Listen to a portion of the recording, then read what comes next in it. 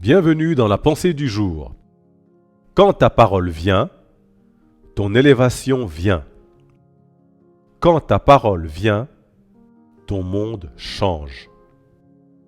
La révélation est la clé des changements de niveau.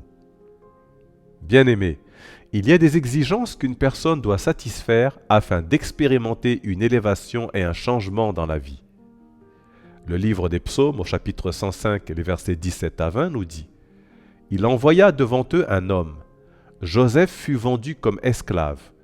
On serra ses pieds dans des liens, on le mit au fer, jusqu'au temps où arriva ce qu'il avait annoncé, et où la parole de l'Éternel l'éprouva. Le roi fit ôter ses liens, le dominateur des peuples le délivra. En tant qu'enfants de Dieu, nous sommes des enfants de son royaume. Et dans le royaume, des possibilités s'offrent aux personnes qui prennent des responsabilités. Il y a des gens qui aspirent à un changement de vie et de destinée depuis de nombreuses années, mais ils n'en ont pas encore fait l'expérience. C'est parce qu'ils n'ont pas pris la responsabilité ou répondu aux exigences d'un changement dans la vie. Bien-aimé, il y a des exigences qu'une personne doit satisfaire afin d'expérimenter un changement dans sa vie. L'une des exigences ou des clés pour changer de niveau est la révélation. Il s'agit de la révélation de la parole de Dieu, d'après le livre des Psaumes au chapitre 105, versets 17 à 20 que nous avons lu précédemment. Bien-aimé, lorsque votre parole vient, votre ascenseur vient. Et lorsque votre parole vient, votre monde change. Et quand votre parole vient, tout change dans votre vie. Dans le livre d'Ésaïe au chapitre 60 et au verset 1, nous comprenons que la lumière est le carburant de l'élévation. Partout où il y a de la lumière, il y a une ascension. La lumière favorise le vol. Vous ne pouvez pas porter de la lumière et ramper dans la vie. D'après le livre d'Ésaïe au chapitre 60 et au verset 8. La lumière permet de s'envoler. La révélation apporte l'élévation. D'après le livre aux Galates, chapitre 2, verset 2. Maintenant, que faites-vous pour obtenir la révélation de la parole de Dieu?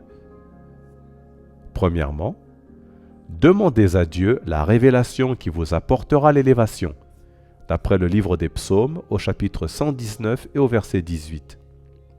Deuxièmement, se lancer dans une recherche diligente de la lumière dans la parole de Dieu, d'après les livres de Josué chapitre 1 verset 8, 2 Timothée chapitre 2 verset 15.